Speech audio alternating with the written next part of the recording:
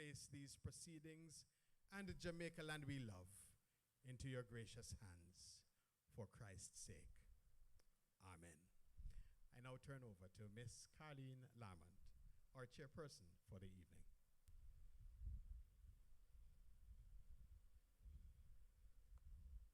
Thank you, Reverend Carlisle. Good evening to all in the sanctuary, my panelists. It is indeed a wonderful evening, and I am pleased to be your moderator. I'm delighted to welcome you all to the forum, and I wish to acknowledge the online presence of the General Secretary of the UCJCI, Reverend Norbert Stevens, and also Reverend Raymond Koch, former moderator of the UCJCI and a retired minister of the United Church. I'm quite pleased as well to welcome our panelists. I know humility runs deep on this platform, but with moderators' privileges, I must say that it is not often that one will find gathered in one place the collective wealth of knowledge, insight, and experience that reside in our four panelists. We look forward to the perspectives that they will share. When conceptualizing this forum, we saw the need to delve into constitutional reform, not just because it is topical. The need to inform, educate, inspire, and exchange ideas on the supreme law that shapes our government and protects our individual rights and freedoms is indispensable to serving each other, to serving our nation, and to serving God. We cannot meaningfully explore, do not understand. And so the Honorable Michael Hilton, King's Counsel, will take us on a journey through the Constitution, its inception, the changes made over the years, its fundamental tenets, and their practical importance to us. Dr. David Henry will, against that background, share perspectives on the role of Christians and the Christian community, grounded in the Word, and how this ought to influence the conversation we are currently having about Jamaica's direction in this era of constitutional review. Mrs. Lynette Vassell will focus on gender issues that are relevant to constitutional reform and discourse. And she will focus on the need to establish specific measures and mechanisms to strengthen gender equity as the basis for establishing the equality of women and men as children made in the image of God. Reverend Colin Cowan will focus specifically on those perspectives on constitutional reform relevant to this faith-based conversation through the lens of the United Church in Jamaica and the Cayman Islands, who we know always has its finger on the pulse of current affairs and of affairs affecting each and every one of us as Jamaican citizens. Each panelist will present for 15 minutes. Participants may type their questions in the chat, and there will thereafter be a question and answer session after all the panelists have presented, and we will have a robust discussion emanating from those questions online and those that will be raised in the sanctuary. So I now ask that you join me in welcoming Michael Hilton, King's Counsel, and I will tell you a little bit about Mr. Hilton. He is an attorney at law with a distinguished career in both the private and public sectors. A graduate of the University of the West Indies and the Norman Manley Law School, Mr. Hilton spent the first 24 years of his professional life at Myers, Fletcher and Gordon. In 2001, he resigned from the firm to accept appointment as the Solicitor General of Jamaica, a position he held until he retired in 2007 to return to private practice. Mr. Hilton was chairman of the General Legal Council of Jamaica between 2010 and 2016, and he chaired other regulatory bodies, including the Financial Services Commission. Between 2016 and 2022, Mr. Hilton served as commissioner and deputy chairman of the Regional Judicial and Legal Services Commission. This, my friends, is the body responsible for, among other things, appointing judges of the Caribbean Court of Justice. Mr. Hilton has written and published numerous legal articles and has made many presentations at conferences throughout the Commonwealth. He was in 1995 appointed Queen's Counsel, and in 2006, he was awarded the Order of Jamaica in recognition of his contribution to law and the public service. In 2023, quite recently, he was appointed as a judge of the Court of Appeal of the Turks and Caicos Islands. We are indeed honored to have Mr. Hilton present to us, and I ask that we welcome him at this time. Thank you. Thank you, Carleen. Good evening, all. I am particularly pleased to be speaking tonight about the Constitution, something very dear to my heart. And the service that the church is providing by having this forum is invaluable and very important.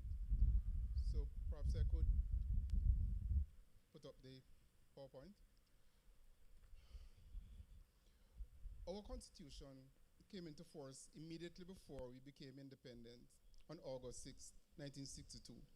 We were the first Caribbean country to gain independence, and the others followed, starting with Trinidad and Tobago the same month, actually.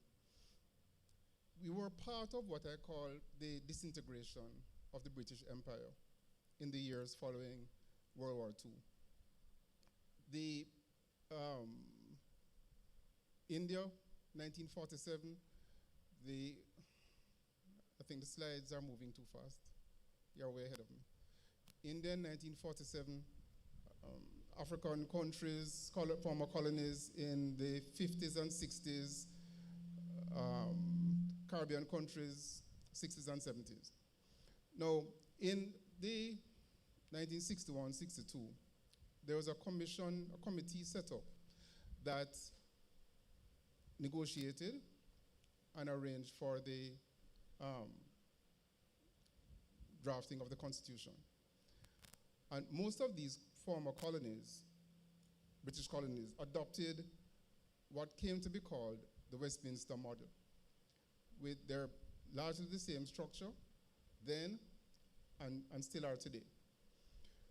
When the chair of the committee, who was the then premier, presented the report to the House, he made two very important statements.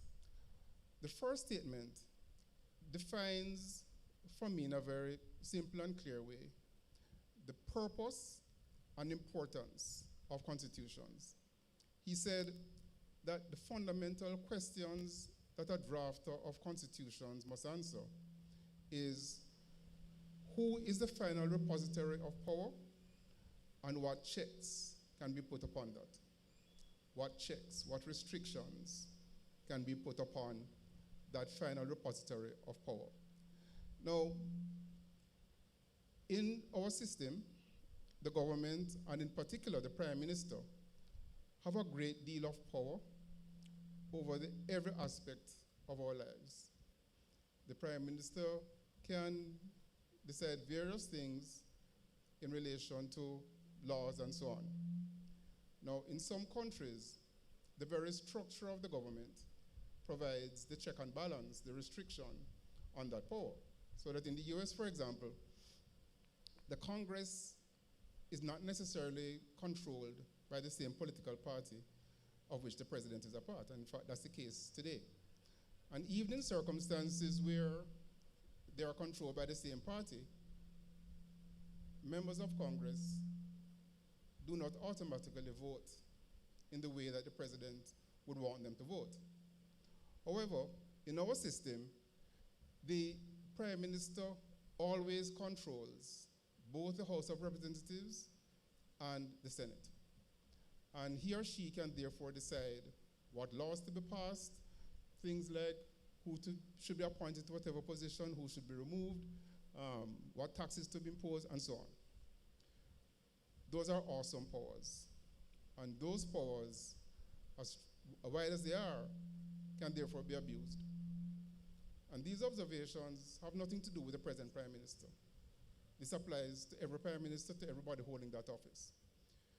There is only one restriction on these powers, and that's the Constitution. And the Constitution determines what government can do, what they can't do, how they should do the things that they can. And that's the fundamental importance of it, these restrictions that it places on governmental power.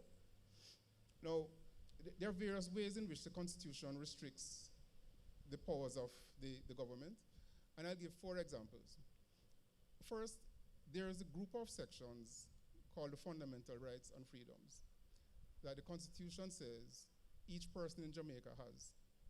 Some of them are rights given to citizens, some rights given to persons in the country.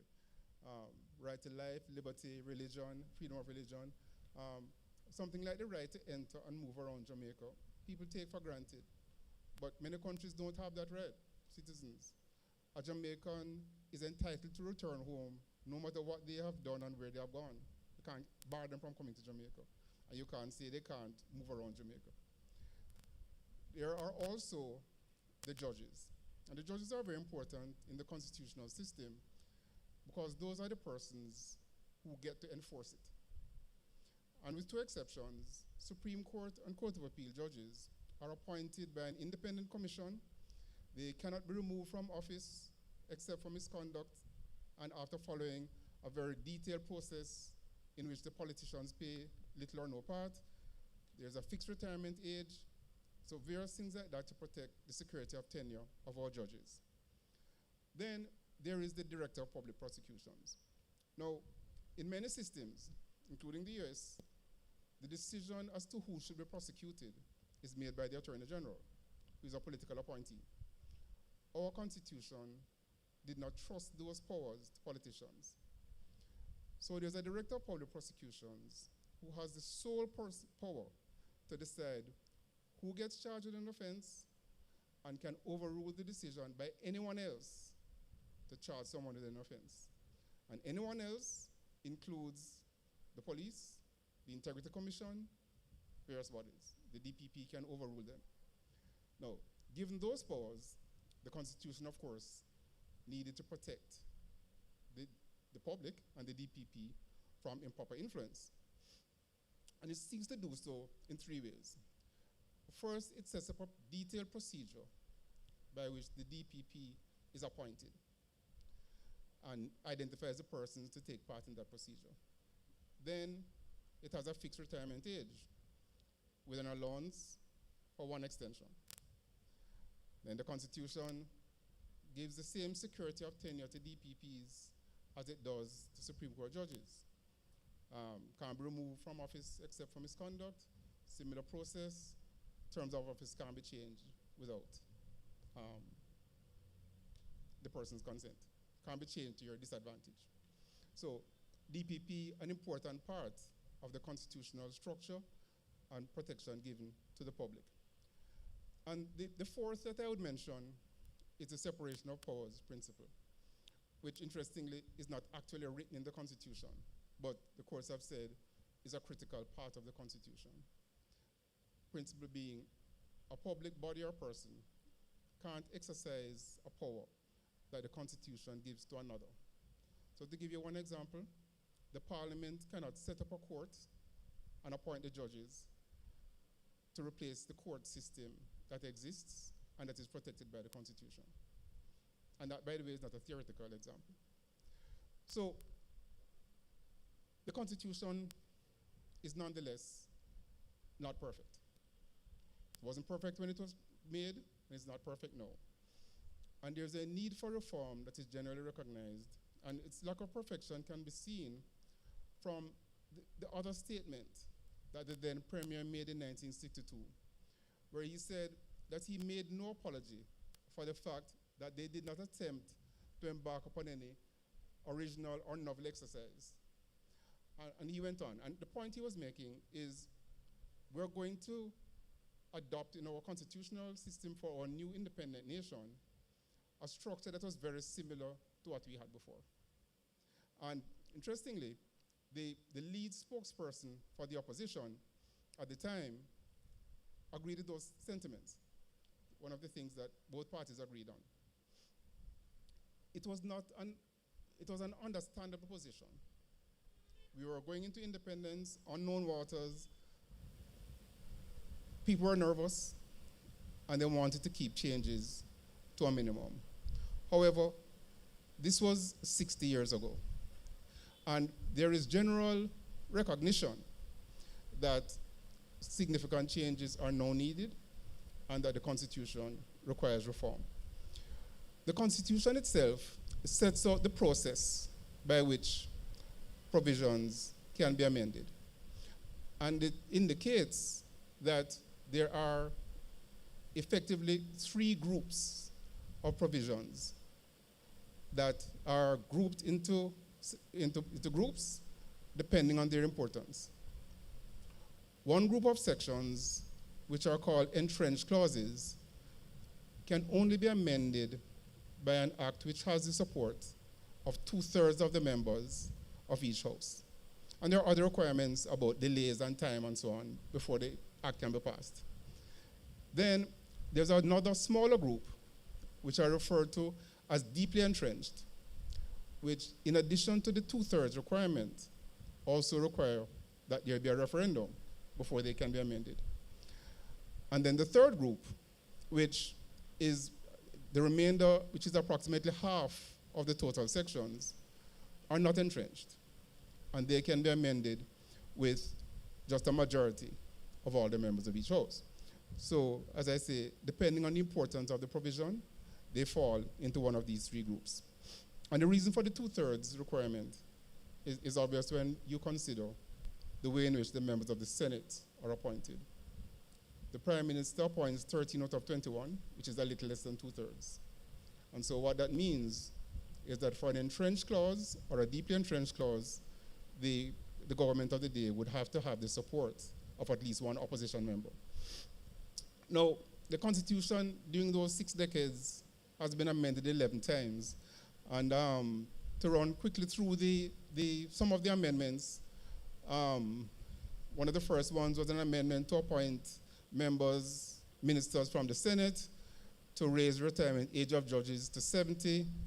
Previously, the Constitution provided that you could only get citizenship from your father, being a Jamaican, not your mother. That was changed. Maximum number of constituencies were increased in 2009 to 65. The major amendment has been the introduction of the Charter of Rights in 2011, which introduced extensive changes, recognized new rights, allowed horizontal application for the first time. And to just say a word about that, previous to 2011, you could enforce constitutional breaches and constitutional rights against the government. Now you can against another citizen. So, for example, if somebody has a restaurant and refuses to serve people because of their race, you could bring a constitutional case against them, a private person, for breach of your constitutional right to not be discriminated against by reason of race. And in the interest of time, I will skip over some provisions dealing with the Charter, as important as they are, and go to the present process for constitutional reform. So the government has created a committee, as most of you will know, whose mandate is to advise on changes to the Constitution. And their primary purpose is the transitioning of Jamaica to a republic, to move from being a subject of the crown, or the English crown. Some, including the opposition, argue that at the same time, we should also transition from the Privy Council as our final court to the Caribbean Court of Justice. The government's position is that the CCJ issue can await the next round, and it should just deal now with Republican status change. And one of the things that I find interesting is that the change to Republican status is a deeply entrenched clause, which requires a referendum. The change to the CCJ is not deeply entrenched and can just be passed by Parliament with a 2/3 majority, which, as I say, I find interesting. There should be many other changes, quite apart from the ones that are now being considered. And one of the issues that is in the public debate is, to what extent should you try to do all the things that really need changing, and to what extent should you do the things that are easier, that are generally agreed? So, for example, right now the Prime Minister effectively decides when general elections can take place, should there be a fixed election date. The Chief Justice and the President of the Court of Appeal are appointed effectively by the Prime Minister. Should they also be appointed, like the other judges, by an independent committee? Should the dual citizenship section that now exists, where a Jamaican who is also a citizen of the United States, for example, cannot sit in Parliament, but a Jamaican who is also a citizen of any Commonwealth country, anywhere in the world, can sit. It's, I think, a senseless anomaly. And there are bodies that are so important. The Electoral Commission, the Integrity Commission, should they have constitutional protection so that a new government cannot simply change them. And you have two big ones that, as it happens, were on the front page of today's Gleaner and yesterday's Gleaner. Should there be term limits for prime ministers and members of parliament? And even more important, should there be an executive president for which there are direct elections? And we can talk about that a little. It's a really important point, but a really difficult one. And all of those issues, as important as they are, and perhaps because of their importance, there is no agreement on them. And it's not likely that they will be agreed in the short term. And so one is faced with the choice of making amendments that are important, such as the Republican change, and leaving others for another time, or trying to get all the important things done. Different people can reasonably have different views on that issue. So one of the benefits that has resulted from all the present debate and discussion in relation to constitutional change is the increased public interest in the Constitution and increased knowledge that I think citizens now have as to constitutional issues. And as I said at the start, the church is playing and should continue to play a vital role, I think, in educating the public about these issues and sensitizing them to their importance. Thank you.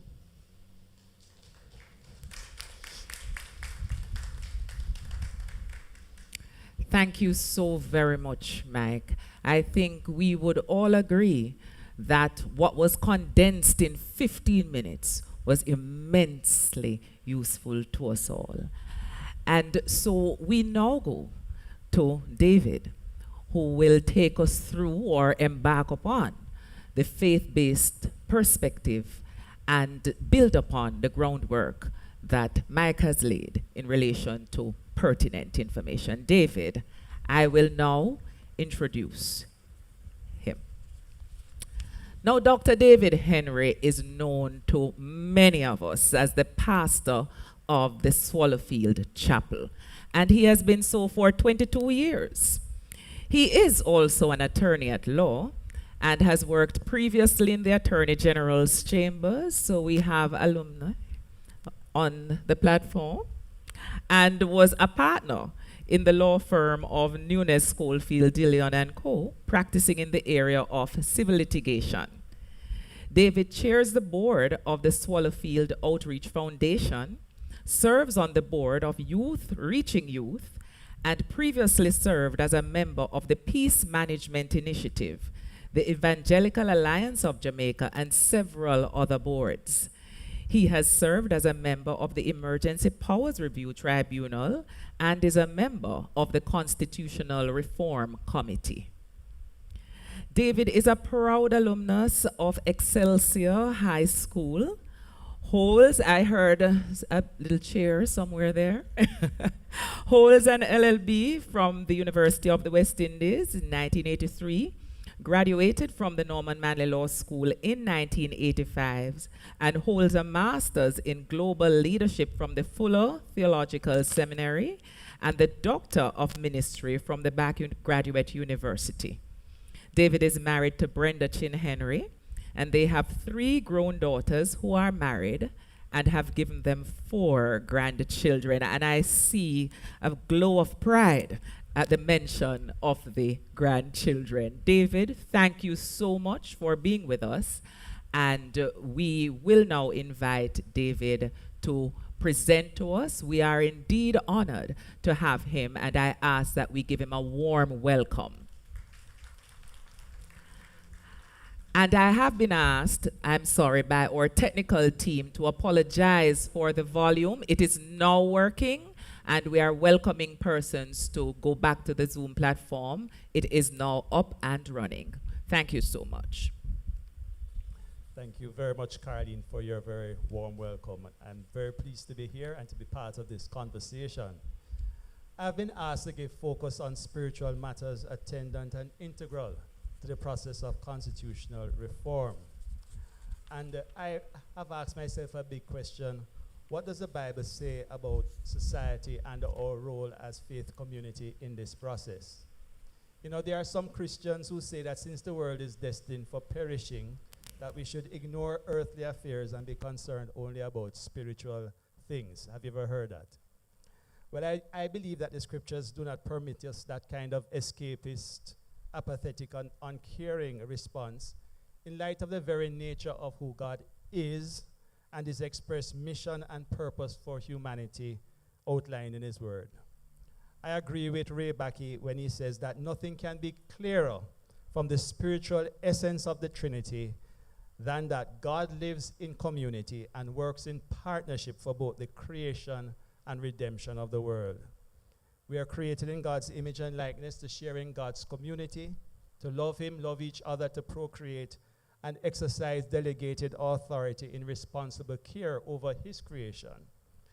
I believe there are 3 broad themes as you go through the scriptures that reveal God's perspective on humanity, which should inform our role as church and as Christ followers in the world. The first theme is that God loves the world and sustains it. The Apostle Paul writes in Colossians 1 that for all things were created by him, that's Jesus Christ, and for him, and in him all things hold together. Christ's sustenance of creation indicates, I believe, his abiding love, commitment, and investment in the world.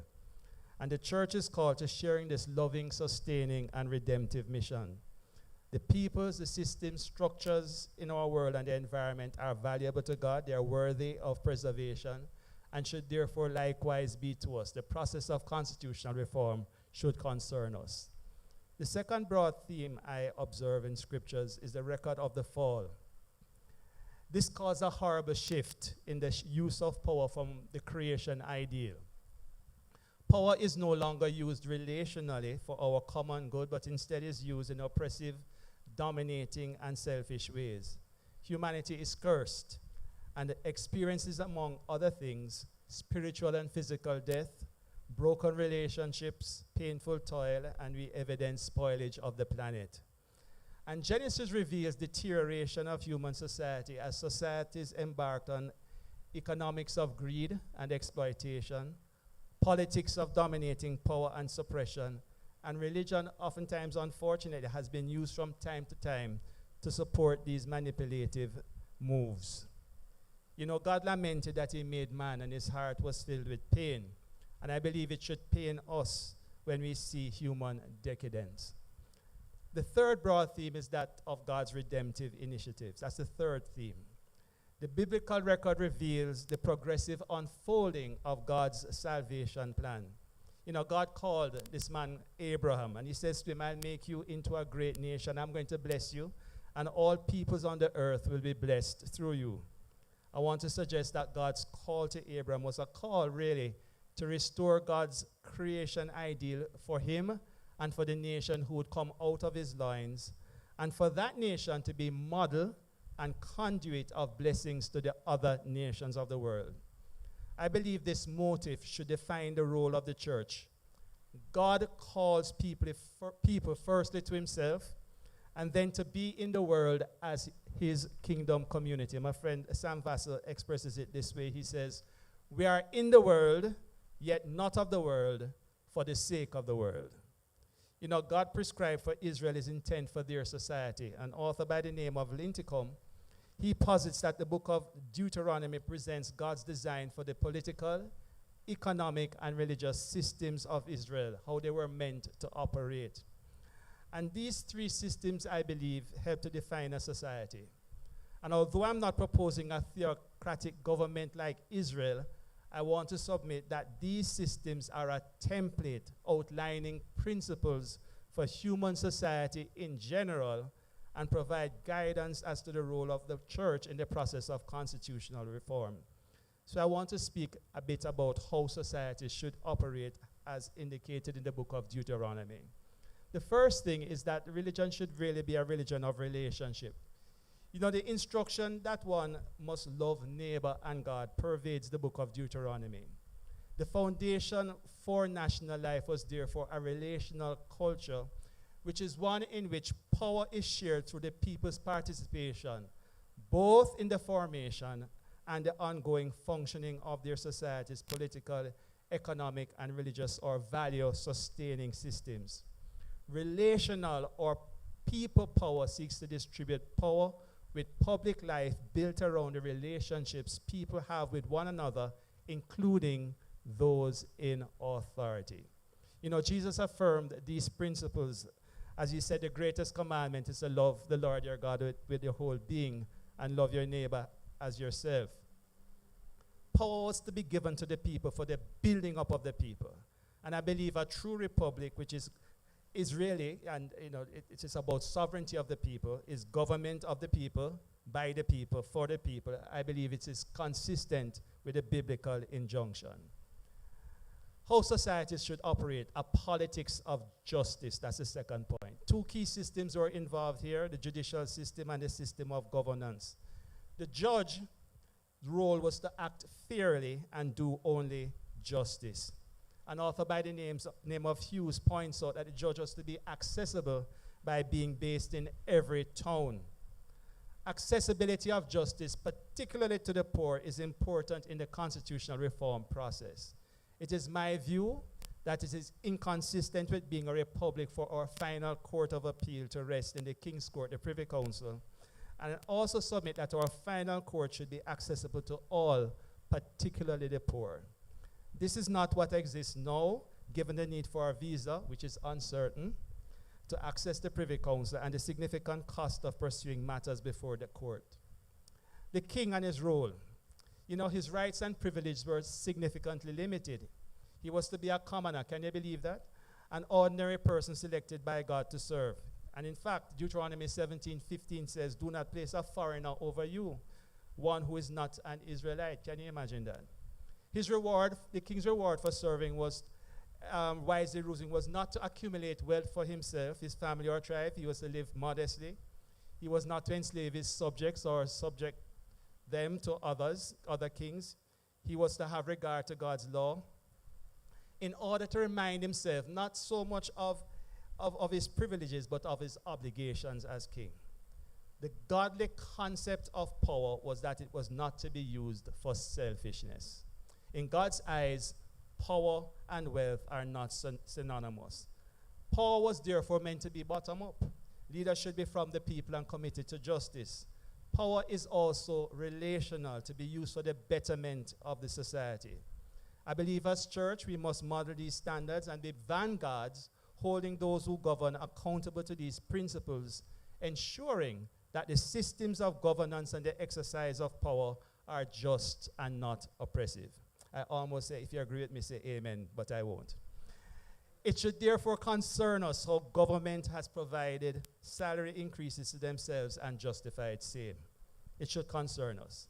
It should also concern us how government has sought to amend the Constitution recently without due regard to the conventions for constitutional change. And this matter is now before the court. The other area in respect of governance was the priests, whose role included responsibility to teach God's law as the standard for all to live, including rulers. And I want to suggest that our engagement in the process of constitutional reform as people of faith should be informed by a biblical worldview. The final category of leaders was the prophets. I think of them as divinely inspired countercultural revolutionaries. You know, they proclaim divine judgment against wrong and provide hope. They stand against injustice and challenge the powers of the world, and they are often rejected and persecuted. I want to suggest that as church, we must never give uncritical allegiance to any government. I agree with Meneses that Jesus' statement, render to Caesar what is Caesar's and to God the things that are God, means that there are limits to allegiance to government. As the apostles implicitly asserted in another place, we must obey God rather than man, where Caesar's law violates God's. As church, therefore, our role is to be God's prophetic voice and model. This embraces, I believe, advocacy for systems and structures of governance to adhere to God's standards of justice and righteousness, whilst modeling God's kingdom principles in community.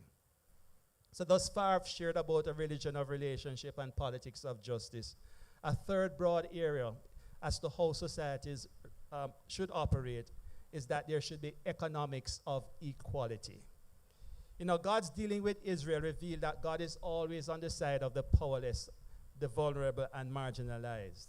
God expects that government will use wealth for the benefit of all the people as a commonwealth, and they should use that wealth as good trustees and stewards.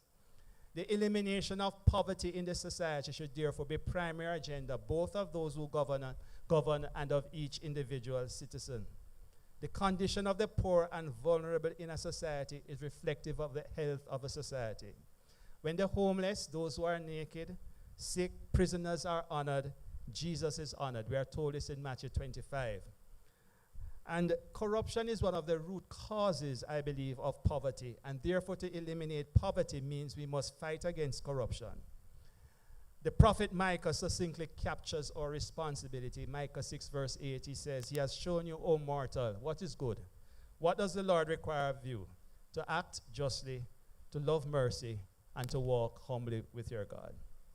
I believe the word which best describes the kind of society God intends is captured in the Hebrew word shalom, the shalom community. A shalom society is marked by justice, mercy, and humility. Shalom is human flourishing. It is a corporate community word, not simply the interior well-being of an individual or small group of people. Shalom, therefore, has political, economic, and religious implications, and is meant to be society-wide as well as personal, individual, and family-wide. You know, Israel failed to fulfill its God-given mandate as ambassadors of shalom to the nations of the world. We can say they dropped the ball. And Isaiah prophesied God's wrath against them for their injustices, and he brought, however, a word of hope to them. Isaiah prophesied the coming of Jesus, who would be Prince of Peace, the Prince of Shalom. He's our supreme model. And Jesus' life and ministry is epitome, I want to suggest, of shalom in an individual and its strategic outworking for the transformation of society. So if we want to understand our role in this process, look at Jesus and how he operated. He demonstrated the relational power of God to transform and uplift those under the whip of corruption and poverty. His manifesto, as I call it, was liberating. In Luke 4, he says, "The Spirit of the Lord is on me. He's anointed me to preach good news to the poor, sent me to proclaim freedom to the prisoners, recovery of sight for the blind, to release the oppressed, to proclaim the year of the Lord's favor." And Jesus served people. He ministered the whole gospel to the whole man. He espoused a new countercultural ethic evidenced in the Sermon on the Mount. He exercised humble servant leadership. He was gentle and compassionate, but he was not a walkover. He was courageous, confrontational, and showed what it meant to have power under control, meekness. He redefined power and confronted the power brokers of his day, exposing their hypocrisy and complicity in causing oppression and suffering to the weak. He lived and spoke truth, uncovering deceptions and lies which supported the exploitative world system and the powerful. He was strategic, incisive, and penetrating in challenging oppressors. As Prince of Peace, his offer of peace was costly. It meant embracing the price of conflict, and we need to note that because even as we fight for peace, there will be conflict. It included struggle. Ultimately, it meant the way of the cross. So having said all of that, then, what is our task as the people of God, people of faith? Well, Jesus said to his disciples, as the Father has sent me, I'm sending you.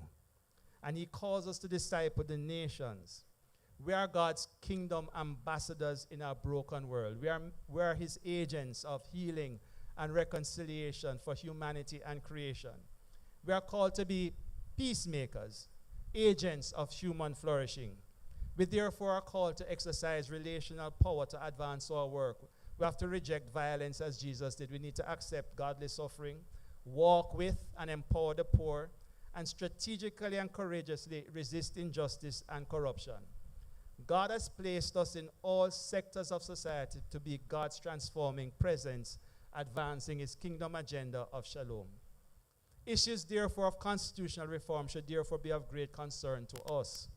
You know, after 61 years of independence, Jamaica still retains a monarchical form of government where a person becomes sovereign, not by any personal merit, achievement, or selection by the people, but by blood relationship and as successors to the evil systems of slavery and colonialism.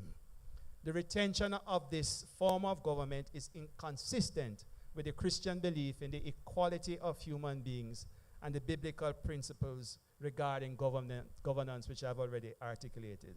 It is my view that the church should support then the move for us becoming I call it a true republic. As such, we should be deeply concerned about the exercise of governance. Mike spoke about how there is a concentration of power in the office of the Prime Minister.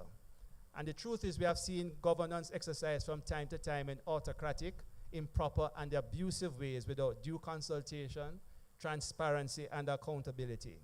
We should therefore inform ourselves about what systems already exist to hold our leaders accountable, what may need to be strengthened, and advocate for appropriate changes. This may include, and some of these were mentioned earlier, fixed election dates, examining, for example, whether impeachment of public officials is workable, entrenching the Electoral Commission. I believe we should do so. I believe we should also provide constitutional protection for the Integrity Commission. And we should explore issues such as instituting recall elections and the issue of term limits. As Jamaicans and people of faith in particular, we should ensure we have a constitution which fosters the best interest of our people.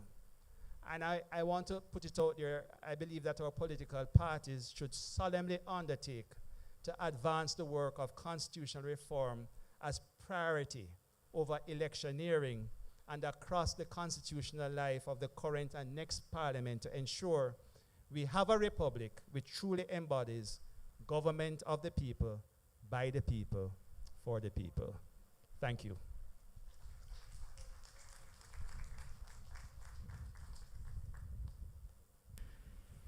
David, thank you so very much.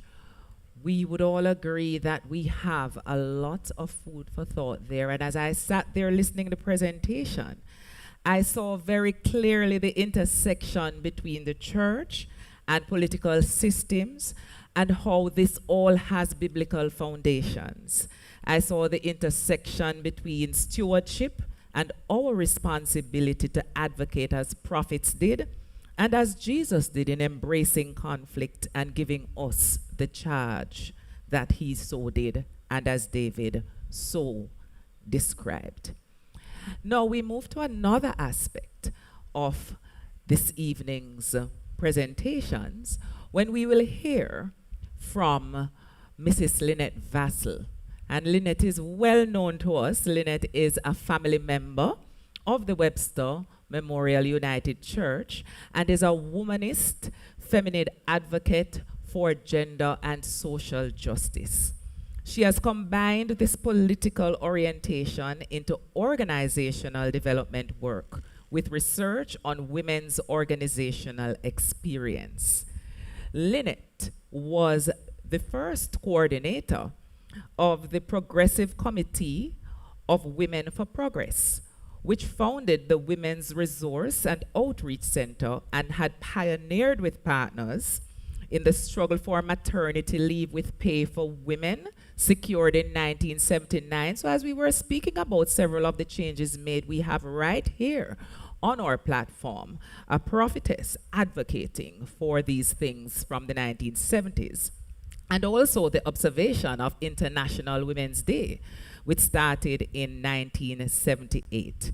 She taught Caribbean history at the University of the West Indies and also in the United Church context, coordinated a research team which examined gender issues within our church group, aspects of which will inform her discussion in a constitutional reform context.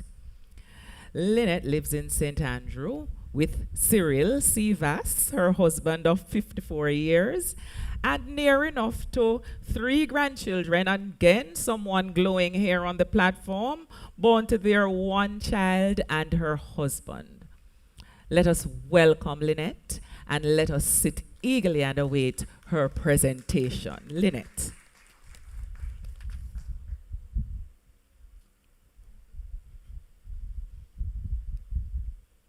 Thank you very much, Sister Carleen. Other members of the panel, brothers and sisters in the audience and online. I am really very pleased and honored to have been asked to participate in this very important discourse. I would say that I enter this discussion as someone who has seen herself as being on a faith journey to pursue and realize the mission of God through Jesus and through the agency of the Holy Spirit to support the movement to secure justice and gender equality. I firmly believe that God is calling us as women and men of faith and indeed calling all Jamaicans to work for things to be made right in the structures and relationships that govern our lives and dealings with one another. I believe that we need to see this juncture as a very pivotal one to engage the issue of correcting and enhancing our identity and citizenship as women. And I was very pleased and saw it as confirmation when my brother quoted from Jesus' self-mandate about the Spirit of God is on me. He has chosen me to preach the message of good news to the poor, sent me to announce pardon to prisoners and recovery of sight to the blind, and I emphasize, to set the burdened and battered free, to announce this is God's time to shine. And I'm quoting the Message version. God's time to shine means that we need to get serious and insistent and persistent in really addressing the structures and relationships that marginalize 50% of our populations, not only in Jamaica, but across the world. And what do we require to do this? I believe that first we need to declare what our political standpoint is on the basis of our faith. Do we really believe and can affirm that women and men are fully human, fully equal, and are to be treated as such? Do we believe that? Do we therefore accept and declare that equality of and for women is a fundamental human right?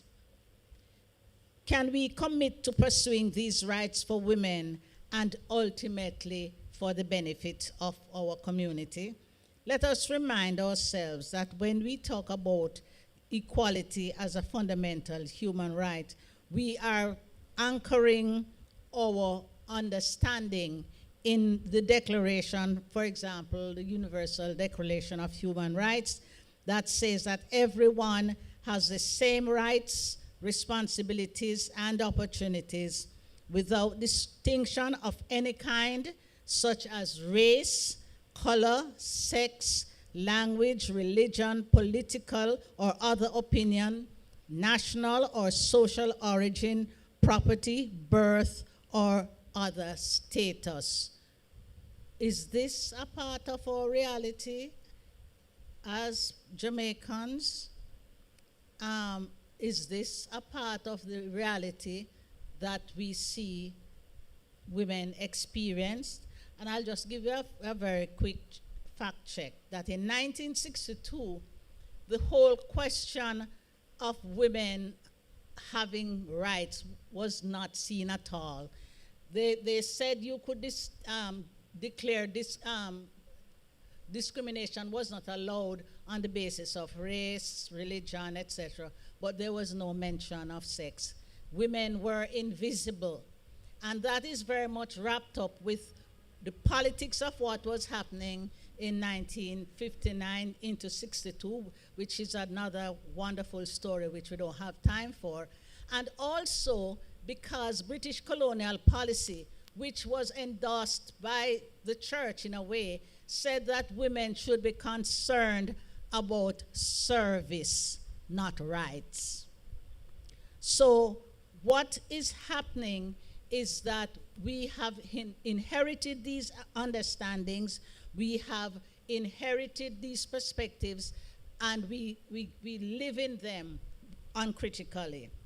But what we can say is that we need to recognize that if we really want to live out that mandate, and if we want to agree and live in the principle of the equality of men and women, we have to get serious and we have to unmask patriarchy. I know Colin is probably going to talk about patriarchy, but we know what patriarchy is, most of us. Patriarchy is a political social system that insists that men are inherently dominating, that they are superior in everything and everyone, especially women who are weak, and they shape the values of our society. Because if we had the time to do the exercise of a real participatory session to say, what does being a man mean? You'd hear strong, and a woman emotional, and man is leader, and woman, we would hear these ideas being trotted out uncritically. Now, it's important for us to recognize that patriarchy has influenced the economic, political, and social structures, our laws in particular, and the ideas that have shaped how we organize our societies. And we have a gender system that privileges men over women. And what happens is that there are these invisible gender biases, gender norms that you don't see, but that you feel. So, for example, if we talk about the economy, you see that when you look at where women are employed, women are mainly in the service sector, in the lower paying ranks, although women have the higher levels of education. When you look at that economy also, you see that as Capri has shown, for every $100 a man earns, women earn 61 cents. When you look at the history that we're coming from, it wasn't long ago, little before the 60s, that women couldn't be in certain occupations. In the 50s, women had to resign their jobs if they got married because the assumption was that men are the breadwinners and women, have somebody to look after them. when we know about the structure of Jamaican society, that as it is, women, the majority of women were not married, and a lot of them were heads of households. Even today, 46% of women are heads of households and among the poorest. So these assumptions are there. Then the social norms tell us that women, well, if you want to go into politics, who is going to look after the children? The social expectation is that women's role and focus must be in the house. I'm not saying it's not changing, but in the main, these norms dictate and constrain us from exercising our fully declared human rights. The nature of the rumbar politics that we engage in. If a woman wants to enter politics, can she go and sit and drink and knock dominoes? What will they say about her? What does it mean to be a woman? Of course, it means to be a man that you must be able to take your liquor and you must be able to have lots of ladies. So this patriarchal system really denigrates women, but it also undermines the integrity and personhood of men, for example. Men suffer as well, although mainly they are privileged. So we know that the church is a big bastion of patriarchy. Painful but true that large sections of the Christian faith community have carried the message of Jesus through patriarchal, sexist, and Eurocentric ministry. And it has reinforced the subordination of women.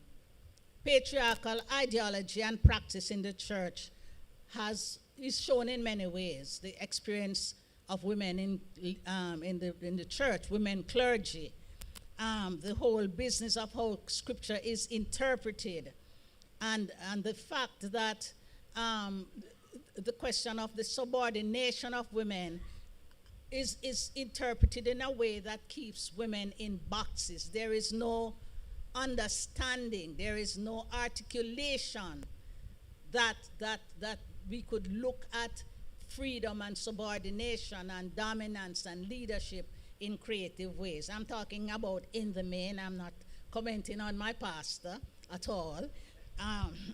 I think that one of the things also that we must recognize is that this masculinist way of doing church and meeting the gospel, speaking about men and women and our spiritual growth, often ignores some of the real problems that women face and the way that biased gender social norms oppress women and keep us down.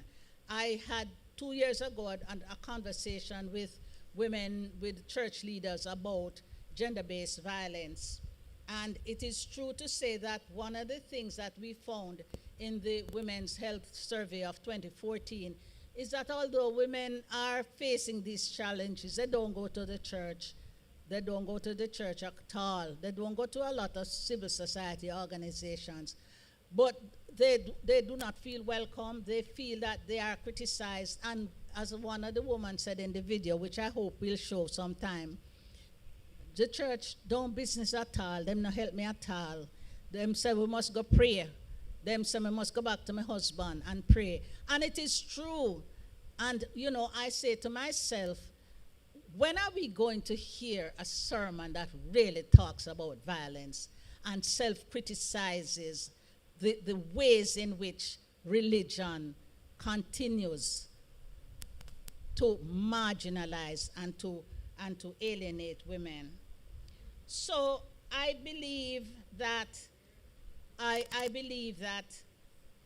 constitutional reform in this context must advance substantial equality, because we say that we are equal, but when you look at the economy, when you look at the politics, we haven't spoken about the politics, about the fact that we have less than 30% of women as representatives in the parliament. When we look at those areas and the economy, And when we look at issues of violence that is so pervasive and so brutal, we recognize that the constitutional reform process must move to achieve what we call substantive equality. What does this mean? It means that the Constitution and the law must take into account and address the realities of discrimination, marginalization, and the unequal distribution of power between men and women at all levels. That means, among other things, we have the Constitution must respond to the root causes of discrimination, the deformities in the power structure in the economic and social system.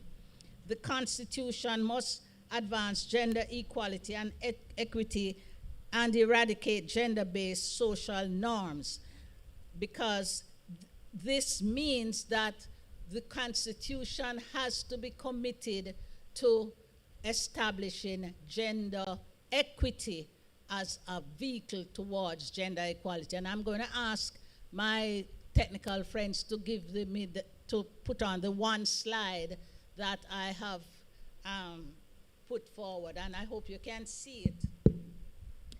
I have to put on my glasses. Right, on the left-hand side, we see three persons, a man, a youth, and a younger child, and under that is the box equality. And you can see that they are all on the boxes of the same height. And say the goal is to be able to enjoy the football match, the cricket match, whatever is happening in the field. And so there's equality because everybody is on the same size box. But does that yield the desire that they have in their heart to participate? No, they don't. Because there is no equity, there is no fairness, there is nothing that provides the opportunity for persons who are disadvantaged to be able to overcome the hurdles. So we want to ask you to translate that understanding when we say that the Constitutional Reform Commission has to seek to achieve gender equality by establishing a level playing field. Unlike equality, equity is not about treating people in the same way, but about taking personal circumstances into account and determining specific actions to rectify any disadvantage. It's the same approach that we take to address our brothers and sisters with different abilities, with disabilities, as we say. It also must be where we find ourselves at disadvantage, and we do, women have to ensure, and the Constitution has to ensure that we take into account those special disadvantages. Look at care work, for example. Women and men have different levels of responsibility in terms of care work. Everybody lives in a home. You have to eat, you have to go to the toilet, but all of that falls mainly on women. We need reform to create the conditions where men and women can see their responsibility in care work as well. So what are our recommendations? One, the Jamaica Republic Constitution must have a clear statement of affirming the equality of men and women and for providing mechanisms and measures to secure the substantive equality of men and women and to advance the citizenship rights of women. Right now, women's citizenship is truncated. Secondly, the definition of discrimination as reflected in the Convention on the Elimination of All Forms of Discrimination Against Women, CEDAW, which Jamaica ratifies, should replace the definition of discrimination in the existing constitution. And the main advantage of that is that it takes a broader perspective about discrimination and recognizes the force of discrimination in the domestic sphere. The Jamaica Republic Constitution must provide for the establishment of temporary special measures to advance gender equity and address the structural barriers to the equality of women and men. And these measures could include quotas to advance and secure equitable participation of women in leadership at all levels and in all spheres, with special application to political parties. And those special measures also could seek to promote and secure work-life balance and promote equitable participation of men and women in care work. Fourthly, the Jamaica Constitution must mandate the establishment of a Gender Equality Commission by Parliament as part of the enhanced national gender equality infrastructure. I won't go, many other countries have, so South Africa, Namibia have important examples of this, because although we have a gender architecture now, it is not effective. And I want to say, finally, that the Jamaica Republic must reflect the use of gender-responsive language to secure communication that reflects the inclusive identity of citizens. I don't want to come to church and sing, Father Abraham had a son, Father Abraham, and I am one of them. Or I don't want to come to church and hear that man means woman. No, that inclusive language must apply both for the Constitution, and the reforms must take root in the church as well. Thank you.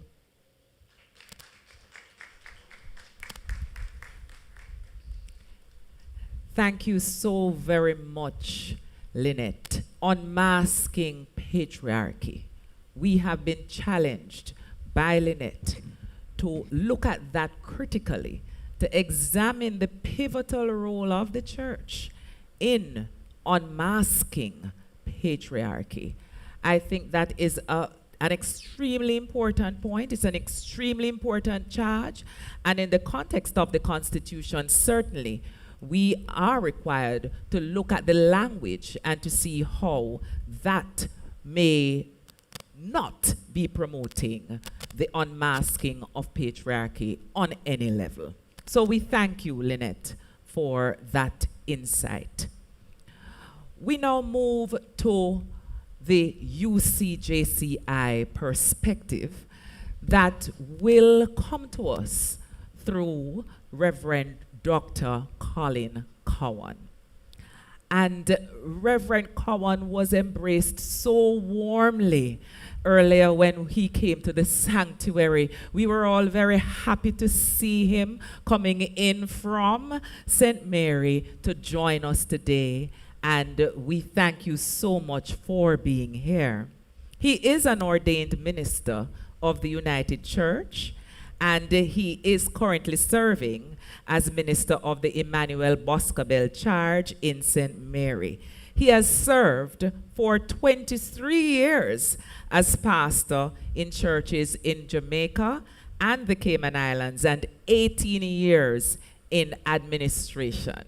I would not have believed my eyes, but I am forced to believe what I see here in writing in his bio.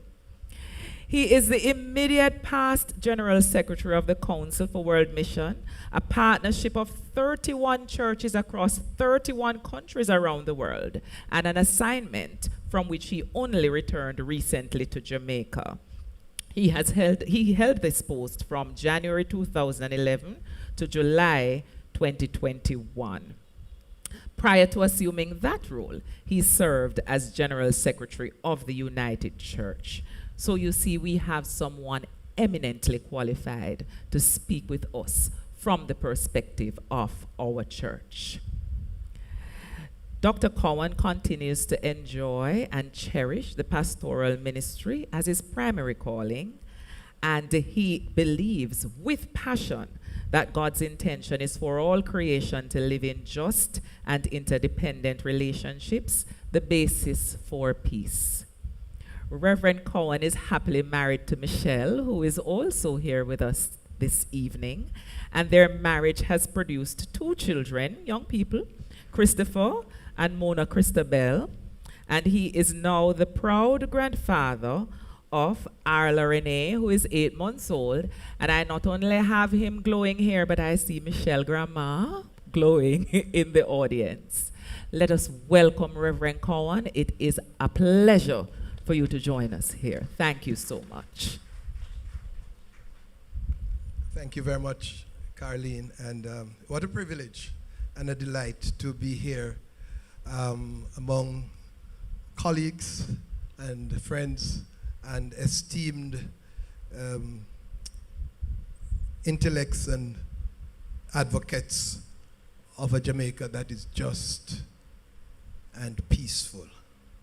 Let me begin by just agreeing with Lynette, because you did ask some questions about whether we believe in gender equality and whether we were committed to work toward that end. And I say yes on all fronts. And I also believe that patriarchy has done damage to our relationships. And I would not agree that you excuse your minister,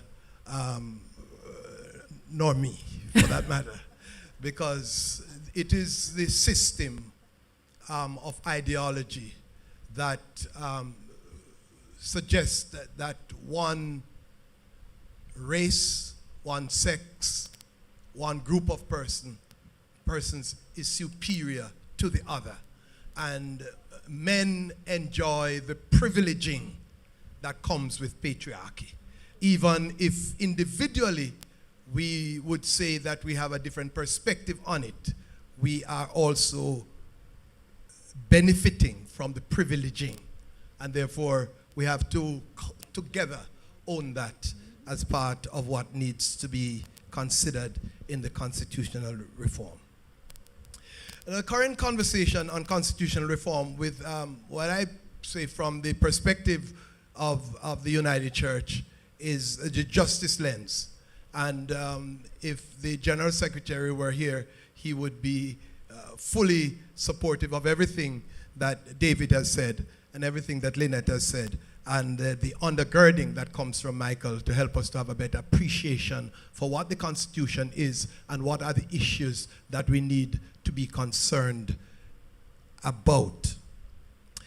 But this evening, my contribution will be with specific interest in determining the place of the colonizers in our governance structure and to suggest that this is long overdue. My contribution to this conversation is an affirmation for the conversation to lead ultimately to Jamaica becoming a republic with our head of state being either an executive or a ceremonial president. And I was helped significantly by the presentation that Casey Michael made when he helps us to see the extent of the power of the Prime Minister, which obviously is something that must be addressed in this review as well. I will offer 3 points as my entry point into this conversation. And because this conversation is addressing the question from a faith perspective, I will draw insights from Scripture to make my case. The first point that I would like to make is that constitutional reform is to preserve our dignity and to proclaim our freedom. And the charter of our Charter of Rights, Fundamental Rights and Freedoms sets out this in great detail, but even as Lynette was speaking, we were already picking up some of the gaps within that, and I agree that that therefore needs to be addressed. But in Psalm 131, we have some instructions that are extraordinarily helpful to our conversation on constitutional reform. This is about a group of people, a whole nation of people who were made captives in Babylon. Hear what verse 3 of Psalm 137 says. They, our captors and tormentors, demand that we sing joyful songs of Zion. And the response of the Israelite people was, we can't. We cannot respond to that demand because you are making mockery of our culture, you're making mockery of our spirituality, you're making mockery of our faith. We cannot. For them, it is like closing our eyes to the horrors of Babylon. We sat and wept and hung our harps on the willow trees instead. We cannot sing the Lord's song in a strange land. Now, this was a statement of protest and an act of defiance. What the people were saying is that we are hanging our harps to demonstrate that we cannot accept captivity as our definition, and we will not allow ourselves to be cajoled into doing that which is against our dignity and our pride. We can't forget, they say in verse 7, we can't forget what the Edomites did when Jerusalem fell. They cried, tear it down to its foundations. So constitution on constitutional reform is our wailing in Babylon. Constitutional, or rather the conversation on constitutional reform is our wailing, our lamentation in Babylon.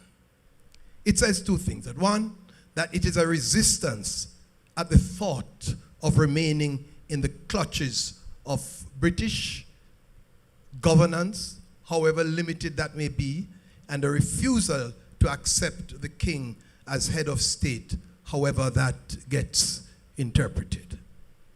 And secondly, it is about remembering. Remembering with resolute determination that the horrors of the past must be stopped, to claim our freedom and never again to become enslaved. So that's the first point that I'd like to make, that the whole question of the constitutional reform must be seen within the context of preserving our dignity and proclaiming our freedom. The second point is that constitutional reform is forging our way through the wilderness where we struggle and search for the meaning of our freedom. The Israelites' journey from bondage to freedom is a case study for consideration. In this story, which we have in the book of Exodus and then get expanded in Deuteronomy and Leviticus and so on, is an important story. But here the Israelites confronted their vulnerabilities, their fears, their anxieties, their pain, and they wrestled with God in the midst of their pain. And the point that this is making is that God is interested in the pain and the agonies and the vulnerabilities and the pain and the segregation and the oppression that God's people experience. This group of people cried to God, and God responded, and they finally gained their freedom and started to establish themselves as a people and as a nation. They organized their lives around a threefold governance structure that informed relationships in their new status as a free people. These three things that the Ten Commandments speak about are loyalty to God, love for neighbor, and a commitment to look after ourselves. That's what, so once they became a people, the things that were important is that they remained loyal to God, that they loved their neighbor, and that they did everything possible to look after themselves. So love the Lord with all your heart, your soul, your mind, your strength. Love your neighbor as yourself. Look to the Sabbath as a time when you rest and rejuvenate and recover so that you might better serve. So I'm giving you an account of this journey with a view to help us to appreciate how, as a people, we ought to understand ourselves coming out of slavery, coming out of colonization, coming into independence, and what all of that represents. These people embraced a leadership framework that recognized the inextricable interconnection of the roles of prophet, priest, and king, which our brother David spoke about earlier. Separate and distinct, yet equally concerned with and committed to the well-being of the whole people. So we have, for example, Samuel, who anointed King David. We have Nathan, the prophet, who confronted David. And David, the king, had to subject himself to the challenge that came through the prophet about how he ordered his life as head of state. Jamaica, a people with the Spaniards, the English, the Americans, still on a journey towards our freedom. Independence in 1962 was part of that movement toward freedom, but we must keep on singing, freedom is coming, because it is not yet a reality. The state of our national debt, the crime and violence, the poverty, the economic inequality and inequity. And thank you for the clarification on those two words, inequality and inequity. Gender inequity and inequality. All of these are issues that are yet to be addressed as we look again at who we are as a people. So it's a long journey that we are on, a long journey towards our freedom. We are not yet there, but as we talk about constitutional reform, it seems to me that these are issues that must be addressed. The third point is that constitutional reform is about taking steps to ensure that we claim and own our freedom, that we claim on the one hand and own our freedom on the other. In his writing to the Galatians, Paul in chapter 5 and verse 1 says, "It is for freedom that Christ has set us free. Stand firm then, and do not let yourselves be burdened again in a yoke of slavery." It is what Bob Marley and Marcus Messiah Garvey say. Emancipate yourselves from mental slavery. We have a responsibility to own our freedom, to claim it and to own it. And essentially what this means is that we need to affirm ourselves as a people of strength, and surrounded by all that we need for a full and fruitful life. Everything that we have in this country and everything that we are suggests that we are a great people and that there is much that we can accomplish together. We must affirm all of this as who we are. And secondly, we need to live in hope. I use St. Augustine's definition of hope, which says hope has two great, beautiful daughters, anger and courage.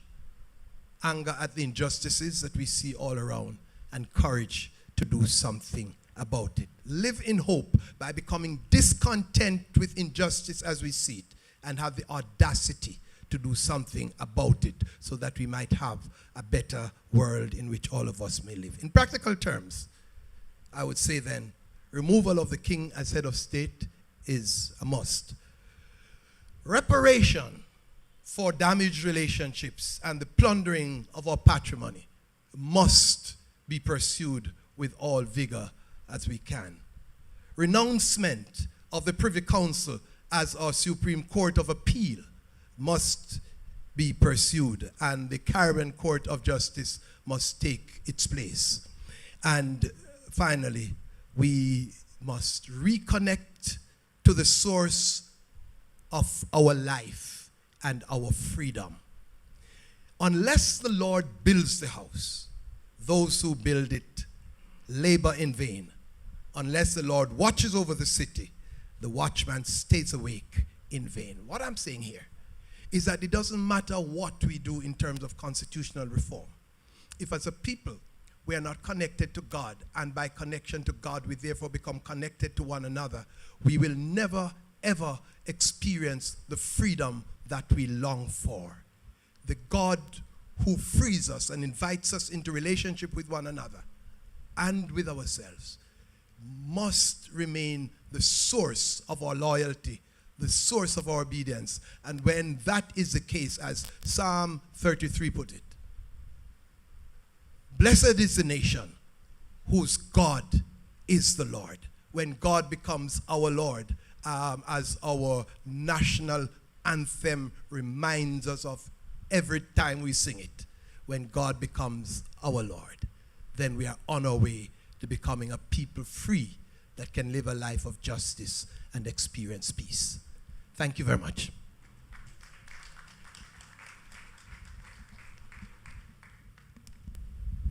Thank you so much, Reverend Cowan. You know, there is something that Reverend said which just stuck with me from that presentation. The conversation on constitutional reform is our lamentation. There are so many Jamaicans, so many of us, who are crying out for change. And the change that can come through constitutional reform will certainly go a long way in heeding those cries. And so let us live in hope, and let us have audacity to do certain things, those certain things being crying out and acting on those cries to evoke change. I wish to open the floor for discussion, and on an ordinary day when we would not be pressed for time, I would start with some questions from me. But I would wish to open the floor because I know that online there are quite a few persons on Zoom, and here in the sanctuary, I know that there are persons who wish to raise questions. I will raise a few questions that I have received here from our participants online. And Errol asks, what are the constitutional requirements for one, fixed term for the Prime Minister, and two, retirement age for all public servants? I believe this is one that we certainly can direct to Mike, and I'd ask you, Mike, to address our audience on this query raised by Errol. Thank you. Thanks, Arlene, and thanks, Errol. The Constitution does not speak to the retirement age for all civil servants. It deals with the retirement age in particular of judges, the Auditor General, and the DPP. Civil servants generally are dealt with in the Pensions Act and other legislation, so it's not a constitutional issue generally. And I had mentioned earlier that there is specific provision for the constitutional retirement age of Supreme Court and Court of Appeal judges, and the same applies to the DPP and the Auditor General. It also doesn't, the other judges, parish judges, are also not in the Constitution. The other question was the term limits. Fixed election date. Remind me. For the Prime Minister, what are the constitutional requirements for the fixed term for the Prime Minister? Correct. So there is no restriction in the Constitution on the number of terms a Prime Minister can serve. A particular person can serve as Prime Minister, either how long or number of terms. And as you know, Prime Ministers have been in office, been voted out, and been put back. If one were to seek to amend the Constitution to provide for term limits, to say that a person can only serve as Prime Minister, let us say 2 terms, which is something that people have advocated, it would require amendment to deeply entrenched clauses. So it would be one of the, it would impact a number of provisions such that I think it would need a referendum.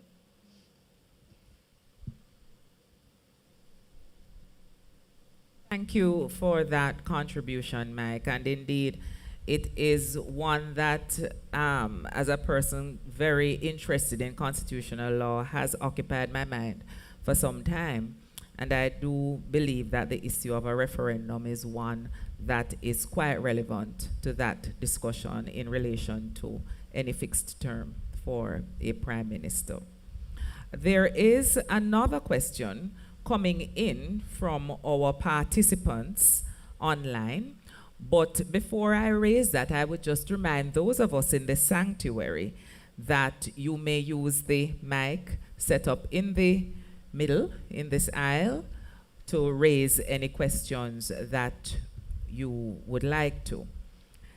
Sahai has raised online the question of how can the Constitution ensure certain protection for family life and in effect support the best interest of the child principle. This is against the background of Sahai's observation that while the Constitution, and she has seen some change rather in the transition and empowerment for women in the workspace, there seems to have been very little movement, particularly in the case of single mothers, where you see some realistic balance and protection of family life. And so in that context, she raises the question of whether the Constitution and how the Constitution can ensure this sort of protection for family life. I believe I will direct this question to our sister Lynette, and I would just invite her to address Sahai on this particular issue.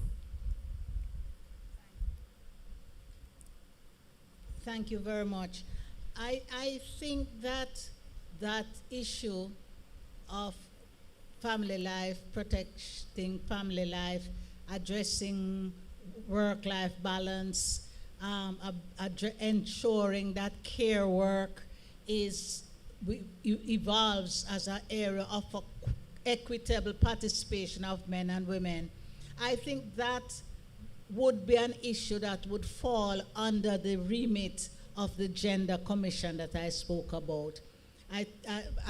We're proposing that the Gender Commission, which would be a creature of Parliament, and it would have the right and responsibility to ensure that the tool to establish gender equality through dealing with issues of gender equity are addressed, so that the Constitution itself would not have all the elements and all the specifics, but I would see that the Commission, through its research, through its monitoring, and so forth, in line with the objective of the Constitution to establish equality between men and women and to remove obstacles to this, the Commission would have the responsibility to see that that is done. Thank you very much, Lynette. And it is a thought to bear in mind in terms of whether this is merely a gender issue, because in the context really that Sahai raised the question of a single mother, we also have questions of the right or the rights that children have. And among those rights would be the right to a measure of protection. And so indeed, when we look at the entire family structure and the rights that the Constitution would envisage being present in such a structure, certainly there is room for discussion in relation to how this may be relevant to the rights of the child. Yes, we have a question from Paul in the sanctuary. So Paul, please, let us hear you. Good evening. Thank you.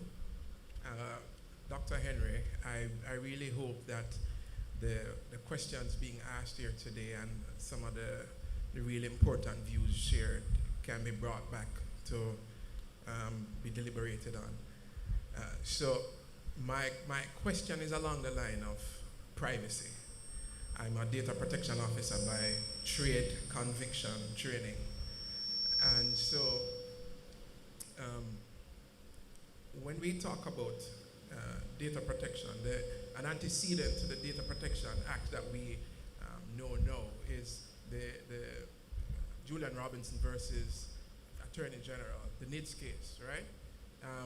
Which pretty much talked about our constitutional right to privacy, and that judgment coming from the Charter of Fundamental Rights, which talks about our right to privacy and our family's right to privacy.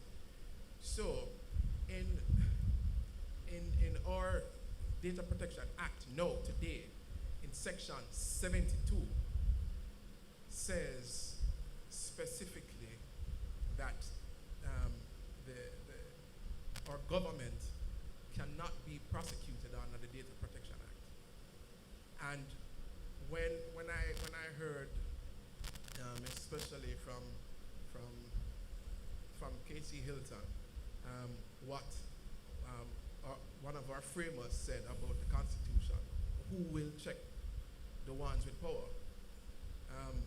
When you give a situation where a witness who is in protection and their data gets leaked, or the NIDS database goes down, and that can put somebody's life in serious harm. I mean, people can get killed because of this. Who checks that? So the question is, will this in this constitutional reform, will the government be put under checks and balance? Will Section 72 of the Data Protection Act be changed?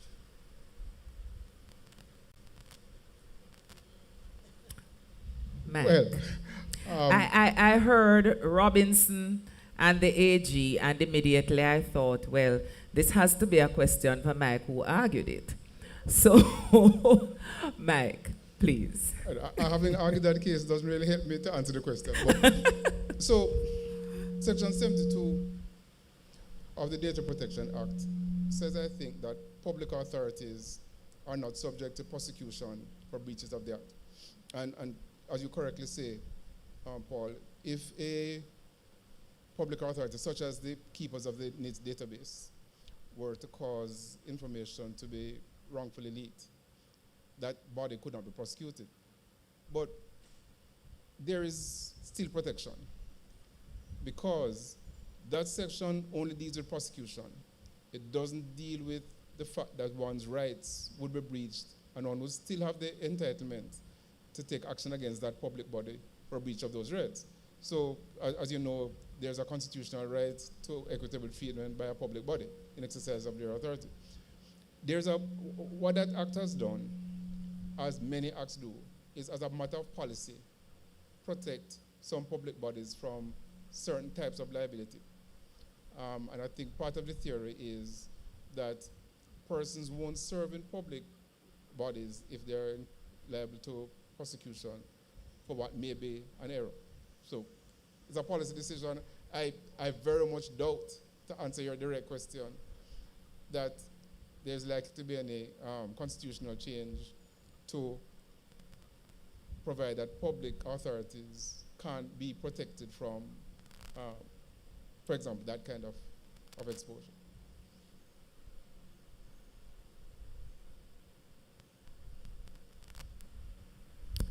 Thank you very much, Mike. And, Paul's question really raised issues as to the interplay between data protection and constitutional rights. The right to privacy, obviously, is something that has been litigated in our courts. And we have seen how widely interpreted that right is. And so it is very critical to look at these issues and to look at how ordinary legislation interacts with the Constitution, because the Data Protection Act would be ordinary legislation. It would, of course, have to be consistent with the Constitution. And so in looking at it, one has to therefore consider, has it strayed? Is it in line? And even if it strays, and one says there's an infringement, there is also the question of, is it demonstrably justifiable in a free and democratic society, so that if there is an infringement in the sense that you raise, or if there's a possibility of an infringement in the sense that you raised, Paul, then of course the government can attempt to demonstrate that it is justifiable. And so we will see, as the Data Protection Act takes on more life later this year, we will see how this all unfolds. But thank you for that, Paul. Thank you, Mike. Another question in the sanctuary. Thank you, Carleen. Thank you. My name is Granville Newell, and I'm a member of this church. I'm going to ask a question, and I suspect you, Counselor, probably are going to be the one to answer this. I'll ask a question which my constituents ask me. What is the difference between the ceremonial president and the executive president? When I try in my little way to answer, then I get asked, if we have an executive president, what is the work of the Prime Minister? And how are we going to arrive at which we will have? You want that, David? Thank you. I was, of course, about to ask two of my panelists to address that question. It certainly is a question that is a hot button topic. We've seen the newspapers recently. And also, it is a question that directly engages as well the Constitutional Reform Committee and David. I would wish you to address that. And Mike, if you have comments, please. Brother Granville, let me attempt to outline what the Constitutional Reform Committee has been considering in that area, because that issue of executive president versus ceremonial president is something that has arisen. And the executive president, one definition would be a head of state politically selected or elected with executive powers covering a substantial area of government. I guess the primary example of that is the United States of America, right? And there's another permutation, is a non-executive president or ceremonial president who's a formal head of state who performs what you could call merely ceremonial functions. Opening of parliament, welcomes diplomats and so on, plays certain kinds of those roles. But there is actually a third permutation, which we have been looking at, which is a formal head of state who is not only, has ceremonial functions, but is given specific powers which do not involve the daily administration of government. And such a person is selected in a non-partisan manner. Now, the commission actually worked with it. The Joint Select Committee of Houses of Parliament on Constitution and Electoral Reform in 1995, Justice Carr chaired that committee. So this work of constitutional reform has been going on for quite some time. They actually looked at this matter of executive versus non-executive president and came to the view, I call it a kind of midway ground, where they said that they would not go with an executive president because it really means a radical change in how we are governed and the entire system of governments, which will be moving us away from the Westminster system and prime ministership, which doesn't happen in the United States, as you know, right?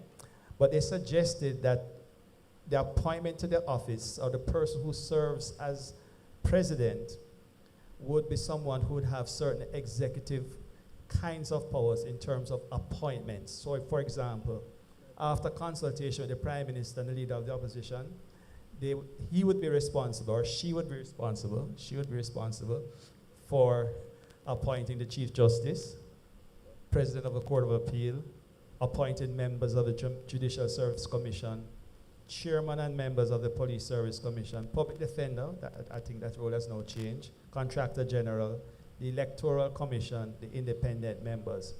And as a matter of fact, the present Governor General actually has some of those kinds of powers. For example, in terms of the appointment of persons to the Integrity Commission. I hope I got it right. So when people speak about the executive versus ceremonial, sometimes we're not very clear as to what executive means, but it's where we are in our own thinking is not to go in the direction of the United States. That's a total overall of our system of governance.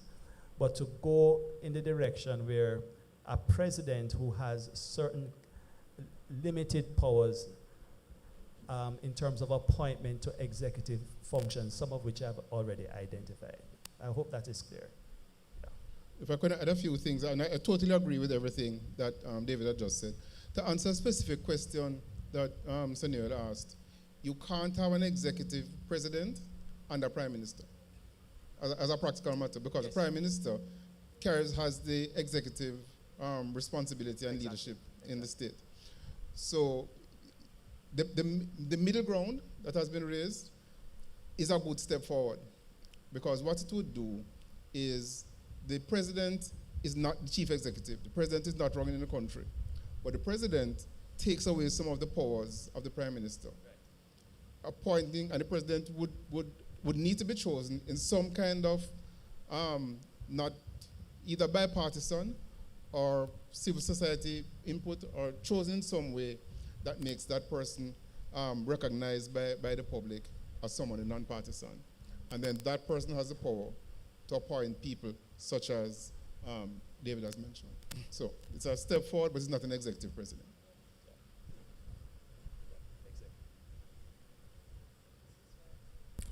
Thank you very much, David and Mike, a formidable legal team, having dealt with that question raised by my brother. Now, I'd like to go in a slightly different direction, because in Reverend Cowan's presentation, a certain aspect of a constitutional reform, or something that he believes should inform the process, was mentioned, and that's the question of reparations. And I noted from at least one media report, David, that the constitutional reform process, and I'm quoting from the Minister of Legal and Constitutional Affairs, who co-chairs that committee, has indicated that the question of reparations is one that is to be considered in the constitutional reform process.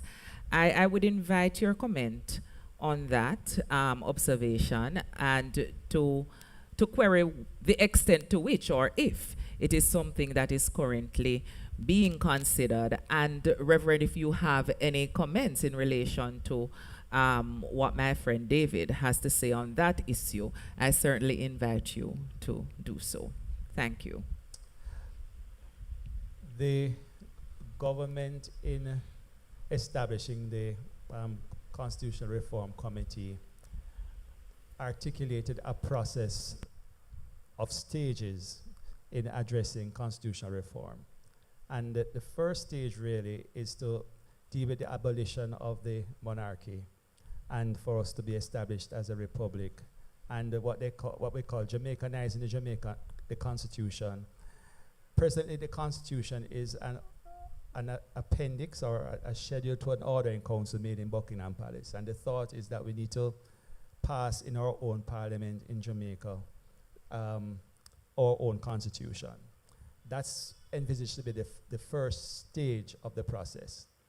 And that requires, as has been indicated earlier on, dealing with deeply entrenched parts of our constitution, which means we have to go to the people. The people will have to say whether or not this is what they want. And that's the referendum process. in that, so in our discussion so far, a lot of our conversations has been around those issues. We have also entertained conversations about issues of accountability, of governance, and so on. The issue of reparation has not really come on the agenda as yet. However, the committee and the chair and co-chair have indicated that at a later stage, issues such as that will in fact come on the agenda to be addressed, including the whole matter of the CCJ, although the opposition members on the committee have said that it should be dealt with now as well. So the answer to the question is, it's an issue that has not really come on the agenda and has been addressed or being addressed at this time. Thank you, David. I do agree that the reparation issue is not technically a constitutional matter in that sense. I would like to make the point that to the extent that our social infrastructure is as damaged as it is, and it has historical roots to enslavement of our people and the damage to our relationships, to our psyche, to who we are as a people, to our culture and so on. If those things were going to be repaired so that as an independent people, we would also be able to provide proper education and health care and housing and so on for our people, it would seem to me that it is a question that has to be on the table with equal merit. Thank you.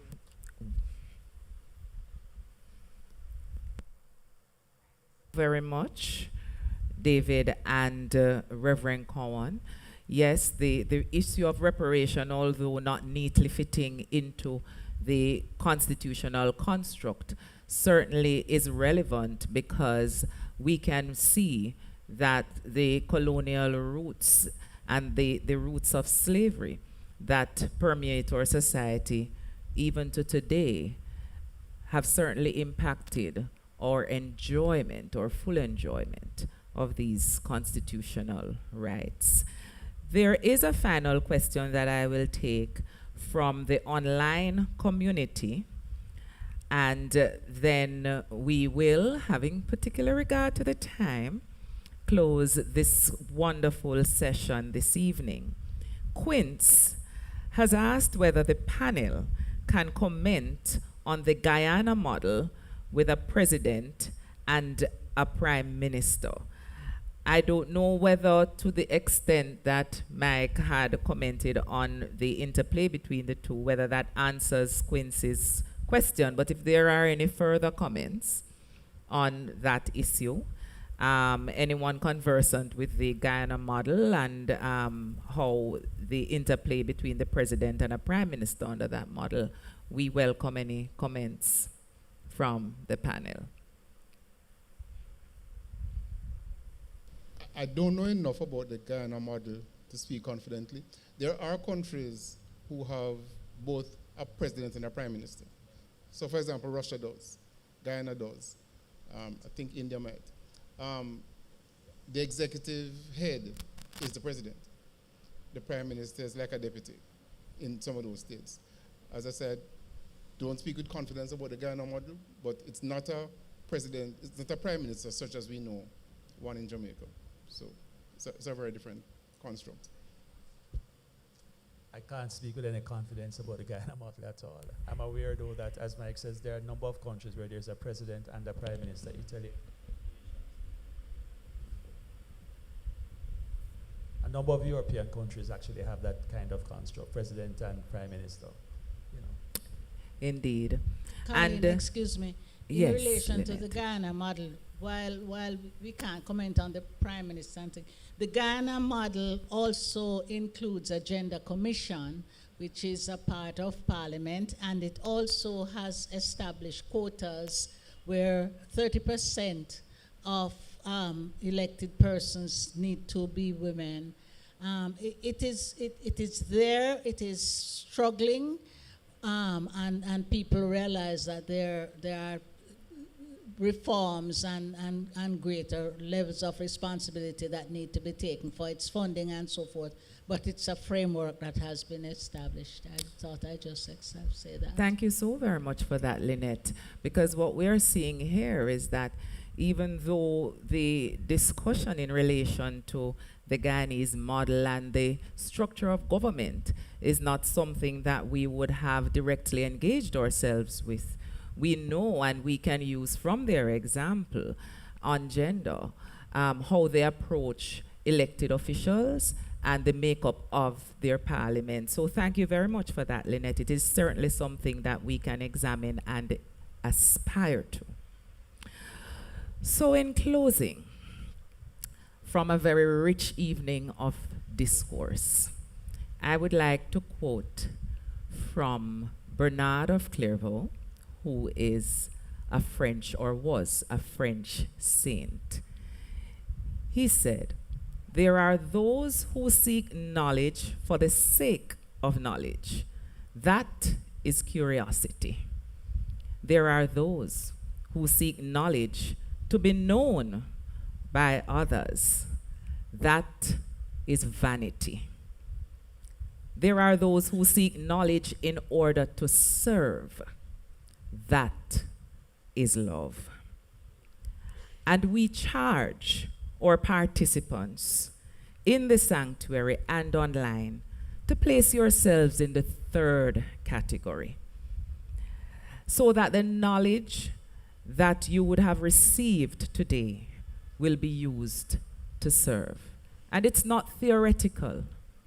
Service is at the heart of how we see ourselves as Jamaicans, and we should be deliberate and intentional in that pursuit. In our own national pledge, we say we promise to stand up for justice, brotherhood, and peace in the service of our fellow citizens. So let us be guided by our pledge as we continue our deliberations on constitutional reform, and let us bear in mind that the highest level of service is to love your neighbor as yourself, and to put that in action is to engage yourselves on the laws of your country and how you can make a difference. Thank you so very much to our esteemed panelists. We really do appreciate you having come to join us today and to help us to inform, educate, and inspire our brethren and sistren.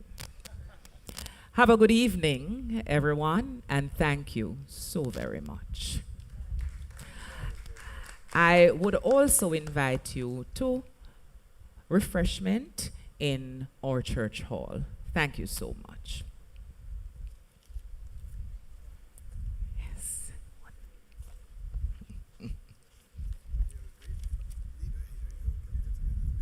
Thank you so much. Oh, yes, I need to.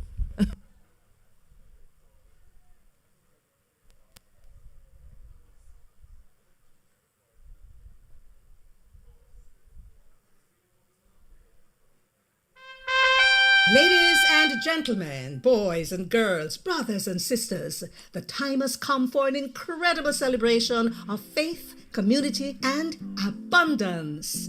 Webster Memorial United Church proudly presents its annual Harvest Festival, and this year is going to be absolutely spectacular.